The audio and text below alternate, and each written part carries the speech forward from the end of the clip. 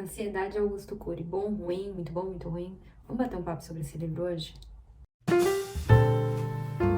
Bom, eu li esse livro em 2014, então assim, foi o começo do entendimento da minha ansiedade, foi uma busca pessoal, foi o primeiro contato que eu tive e eu resolvi trazer o livro porque se você digita no Google ou na Amazon ansiedade, esse é o primeiro livro que vai aparecer, né? Então, quando a gente tá procurando coisas e a gente é novato e tal, a gente acredita na primeira coisa que aparece pra gente. Então, é por isso que eu tô trazendo, porque eu acho que a gente tem que conversar sobre isso. E eu gosto de dizer que eu não considero que existam livros bons, livros ruins, mas existem leitores preparados para ler determinados livros e leitores que não estão preparados. Existem leitores que têm determinados filtros e existem leitores que não têm esses filtros. Então, assim, o livro é o livro, vai depender de quem tá lendo, tá?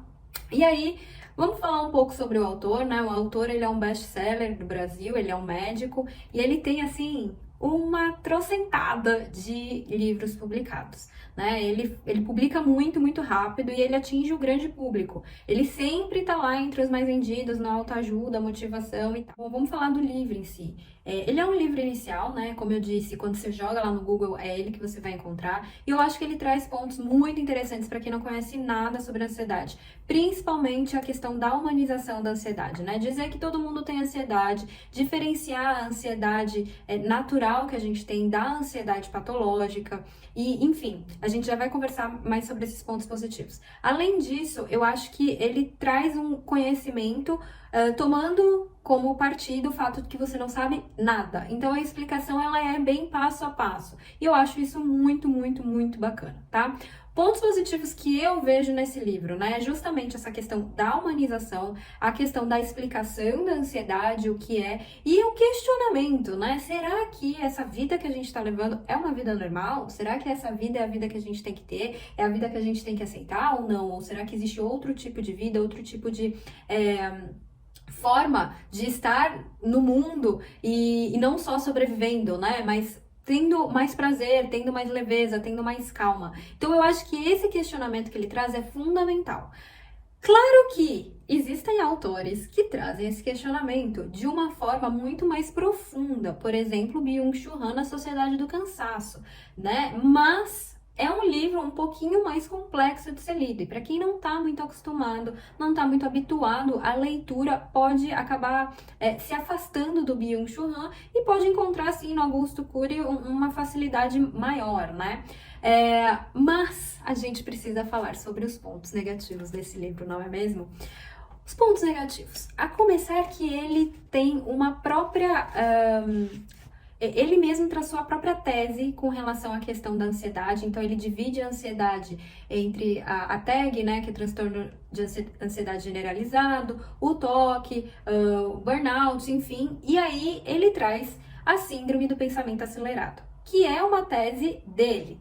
Entretanto, contudo, todavia, durante o livro, ele não explica, ele não dá dados de como essa tese ela pode estar correta ou não. Ele não fala sobre estudos, então é uma tese que, ao meu ver, parece que ele observou e ele chegou a uma conclusão.